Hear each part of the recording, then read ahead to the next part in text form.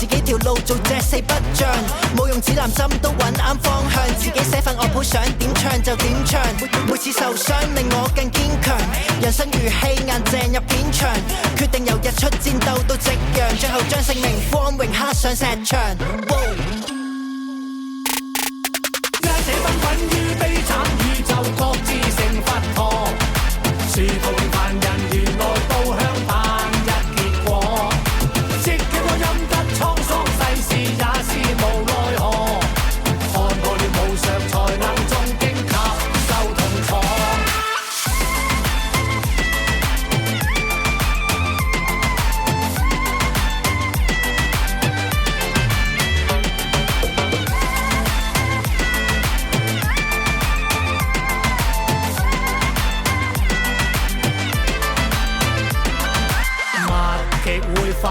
華麗要償還，若覺悟，別再為泥塵悶煩。